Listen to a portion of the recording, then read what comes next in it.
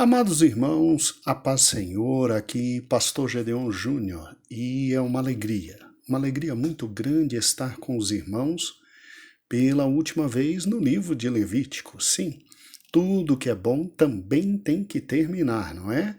E aí vamos para um livro maravilhoso, que é o livro de Números. Você ficará surpreendido com o que Deus falará ao teu coração no livro de Números. Hoje eu pretendo encerrar o livro de Levítico e agradeço ao Senhor Deus Todo-Poderoso por sua misericórdia. Agradeço a felicidade de compartilhar a palavra de Deus contigo, meu amado irmão. Agradeço a direção da nossa igreja. Agradeço a pastora Loide, nossa presidente, pela confiança. E agradeço você, que durante todo este momento que estivemos juntos, desde do primeiro áudio até esse, juntos estivemos, sim, aprendendo e crescendo com a palavra do Senhor. Que Deus possa te abençoar por você ter aberto o teu coração, o teu tempo, para ouvir a palavra de Deus. Sim, ontem falávamos que se destaca em Levítico o fato de termos um Deus santo, absolutamente santo. Só que Levítico não nos traz somente a faceta da santidade de Deus à tona. Sim, nós temos em Levítico também outros grandes fatos sobre a pessoa de Deus, já que a Bíblia é a revelação do que Deus é. Em Levítico nós também temos muito sobre esse Deus maravilhoso. É interessante notar que no livro de Levítico você também tem exatamente a questão da imanência de Deus, ou seja, em Levítico, Deus também demonstra que é imanente. Como assim, professor? Imanente? Vamos juntos. O propósito de Deus expresso em Êxodo capítulo 25, versículo 8, se você se lembra desse texto, era de exatamente viver entre o seu povo. Ou seja, instruções detalhadas concernentes ao lugar da sua manifestação foram trazidas a nós no livro de Êxodo, e daí todo o tabernáculo, com instruções absolutamente detalhadas. E veja que coisa fantástica, no tabernáculo você tinha a presença de Deus no meio do povo, e que privilégio, É interessante o fato de que simplesmente outras nações do Oriente Médio Antigo também compartilhavam o conceito de ter a sua divindade nacional habitando no seu meio. Entretanto, Israel se destacava entre todas elas por desfrutar da presença do próprio Deus Todo-Poderoso, por meio de um culto absolutamente puro e de modo, obviamente, a refletir, como falamos ontem, o caráter santo do seu próprio Deus. Então, pense comigo, que livro maravilhoso! É um livro que simplesmente nos faz entender, sim, precisamos ser santos porque Deus está no nosso meio, mas nos faz entender algo formidável. Ele está no nosso meio, Ele está conosco, ou seja, Deus está junto do seu povo. Obviamente, ele é imanente, ele é separado do seu povo. Ele não se confunde com o seu povo, mas ele está com o seu povo, não é? Deus é imanente no tocante à natureza. Não pense que a natureza é Deus e Deus está na natureza. Não, Deus fez todas as coisas, mas ele é imanente. Ele é separado, ele é transcendente no tocante à sua natureza. Mas como imanente, ele está junto, ele está ao lado, acompanhando, vendo cada pássaro, vendo cada árvore. Não cai, irmãos, um cabelo da nossa cabeça, se ele não permitir. Então, mesmo transcendente, ou seja, separado do seu povo, ele é imanente, porque ele quer estar junto do seu povo. Junto do seu povo. Então não confunda transcendência com imanência. Transcendência é aquela característica divina dele ser absolutamente distinto de tudo que ele criou. Agora, imanência é aquela característica maravilhosa dele não ser um Deus distante, que simplesmente deu corda no mundo e deixou solto. Não. Não, não, não. O Senhor Deus acompanha todas as coisas, todos os dias. E Levítico nos mostra que ele queria estar no meio do seu povo. Por isso ele é imanente. Então, veja que coisa formidável, formidável. Quando nós olhamos no Novo Testamento, Jesus, que é Deus encarnado, ele simplesmente é conhecido entre vários nomes como Emanuel, que significa Deus conosco. Deus conosco. É interessante Mateus, você já pensou nisso? Em Mateus, o primeiro livro do Novo Testamento, que serve como elo formidável entre o Velho e o Novo Testamento. Em Mateus se diz o nome dele, o anjo avisando, o nome dele será Emanuel, porque ele estará no meio do seu povo. Sim, o nome dele também seria Jesus, porque ele salvaria o seu povo de todos os seus pecados. Sim, o nome dele é Pai da eternidade, Príncipe da paz, Deus conosco, mas acima de tudo, Emanuel. Interessante, você já viu como termina Mateus? Mateus termina dizendo assim: e depois, a todos, pregai o meu evangelho, anunciando tudo que eu vos tenho ensinado e batizando em meu nome, e eu estarei convosco todos os dias até a consumação dos séculos. Veja que fantástico. É interessante, né? Em Levítico, nós temos esta grande verdade de um Deus que não é só transcendente, acima de todas as coisas, separado de todas as coisas e que fez todas as coisas, mas de um Deus que é imanente, que quer estar junto com todas as coisas criadas e por amar seu povo, Israel, queria estar junto do seu povo e por intermédio de Israel trazer todos os povos para a presença dele. Mas Israel falhou fragorosamente nesta missão. E aí ele envia Cristo. E através de Cristo, Deus anda no nosso meio, Deus come a nossa comida, Deus dorme o nosso sonho, Deus simplesmente acorda como qualquer ser humano acordaria para depois da sua morte e ressurreição viver eternamente junto conosco. Porque agora, sim, Deus, em relação a mim e a você, meu amado irmão, ele é transcendente.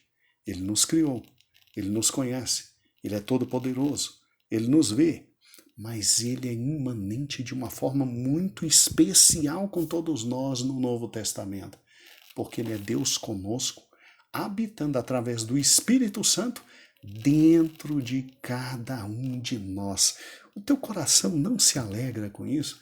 Você sabia que Deus está habitando aí dentro por intermédio do Espírito Santo? Você sabia que quando você aceitou Jesus como seu Salvador, veio o Pai, o Filho e o Espírito Santo e fizeram morada em festa? E Ele te dirige hoje com o que há de mais importante, que é o seu Santo Espírito. Então, olha que interessante. Aquilo que Deus queria e começou, e é uma sombra no Velho Testamento em Levítico, hoje é realidade. Ele habita em mim, ele habita em você, ele está habitando aí dentro. Ele é imanente, ele é Deus conosco, ele é Senhor conosco. Agora, sem sombra de dúvidas, a última característica que vemos de Deus, dentre várias outras, é que aqui não há tempo, não é? A última grande característica que vemos de Deus neste livro maravilhoso é o quanto Deus é gracioso. Gracioso. É interessante a graça de Deus, o favor imerecido de Deus, o amor de Deus. Quando você pega Levítico, Quando você pega Levítico, é interessante que no mínimo 9 vezes, eu anotei 9 vezes, né? Eu anotei 9 vezes, você tem frases que designam tanto que Deus é gracioso. Principalmente a frase que diz assim: e ser-lhe-á perdoado, e ser-lhe-á perdoado, e ser-lhe-á perdoado. Ou seja, Deus apresenta a maravilhosa realidade de que Ele, em Levítico, havia providenciado perdão para todos os tipos de deficiência e de pecado. Leia depois Levítico 4:20, Levítico 4:26, Levítico 4:31, Levítico 4:35. Veja Levítico 5:10 e depois leia Levítico 5:13.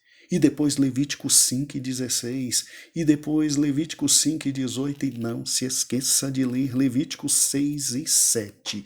Sempre estará esta frase da graça de Deus: e ser-lhe-á perdoado. Ser-lhe-á perdoado. Oh, amados irmãos, simplesmente o perdão de Deus, a graça de Deus, a misericórdia através dos sacrifícios aponta para o fato de que havia algum tipo de eficácia espiritual nos sacrifícios que Deus graciosamente planejou e revelou a Israel.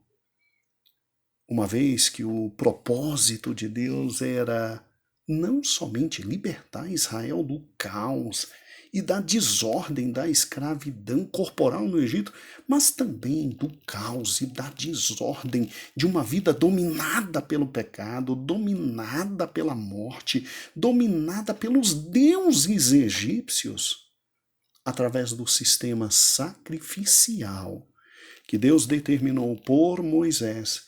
Você vê a mão misericordiosa de Deus agindo para retirar o povo das impurezas do pecado e levá-los a uma vida de santidade.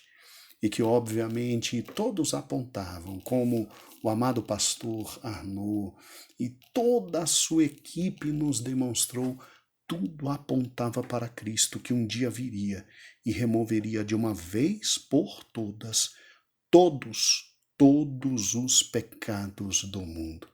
Porque Deus amou o mundo de tal maneira que enviou seu Filho unigênito para que todo aquele que nele crê não pereça, mas tenha a vida eterna.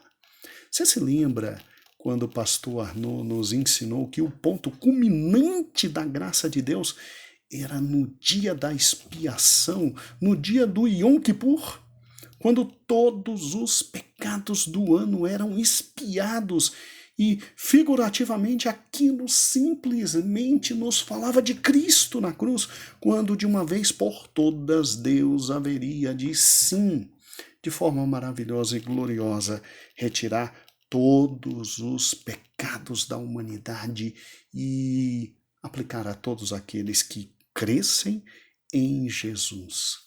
Sabe o que é isso? Isso é graça, isso é misericórdia, isso é favor imerecido. Favor imerecido.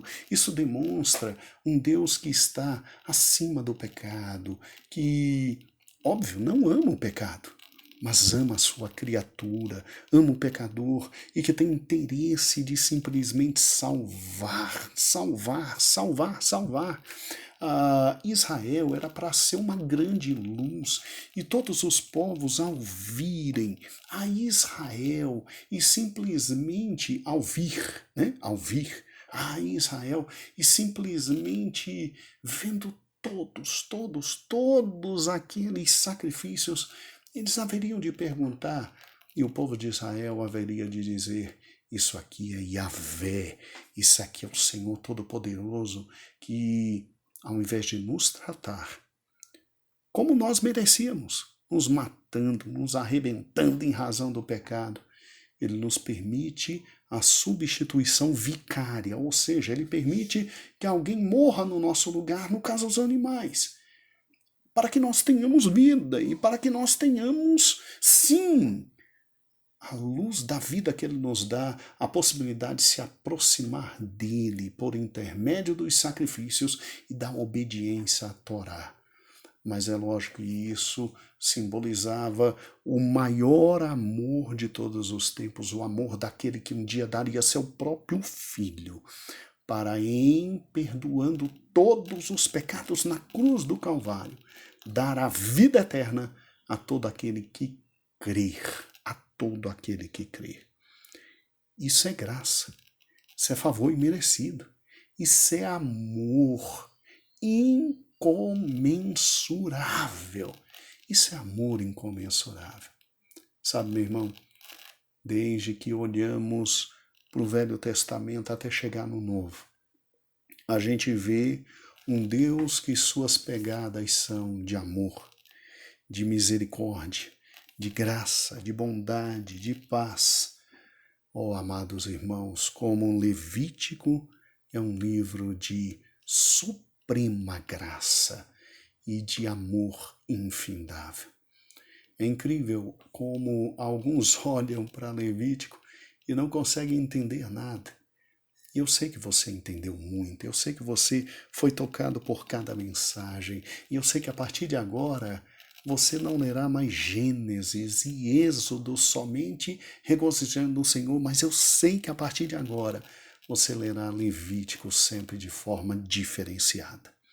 E eu te chamo a recordar os estudos, ver os estudos, entender cada um dos estudos, e eu te garanto, assim como eu e você líamos Levítico e muitas vezes não entendíamos nada e agora vemos tanta riqueza, eu prometo a você que em Números não será diferente. Que livro fantástico é Números, irmãos. Que livro extraordinário é Números. Eu, pessoalmente, quase que não me contenho esperando a segunda-feira para realmente ouvir tudo aquilo que Deus tem ao nosso coração. No livro de Números, trabalharemos nós, da querida Igreja Sede, do capítulo 1 até o capítulo 13. E a partir do capítulo 13, teremos sim de volta os nossos amados irmãos do Nordeste, os irmãos lá do Ceará.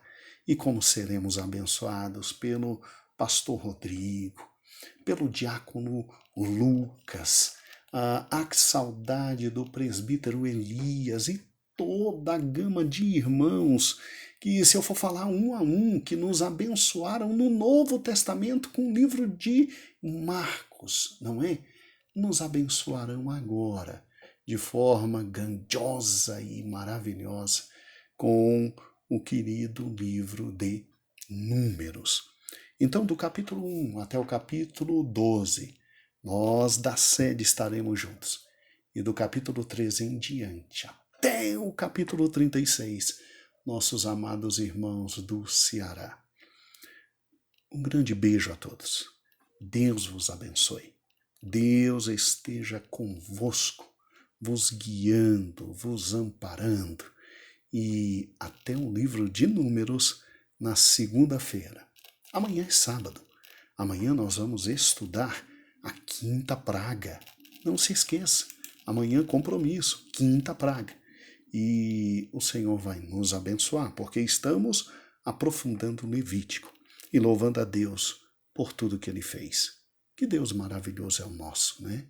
Que Deus grandioso é o nosso, que Deus misericordioso é o nosso. E como é santo o nosso Deus. Então, busquemos a santidade, porque santo é aquele que nos chamou para estar perto dele, porque ele é imanente. Ele é transcendente, mas ele é imanente, ele quer estar com a gente, ele não é Deus que nos deixa jogados, mas acima de tudo, não para nos punir, nos arrebentar, para nos abraçar. Sabe por quê? Porque a sua graça, a sua misericórdia se renova a cada manhã para não sermos consumidos. E lembre-se, a todos que o receberam, deu-lhes o poder de serem feitos filhos de Deus. Então, se você é filho, não tema seu pai. Queira ficar cada vez mais perto dele. Meu amado irmão, um grande beijo, a paz do Senhor e até segunda-feira com o livro de Números. Que o Senhor te abençoe. A paz do Senhor.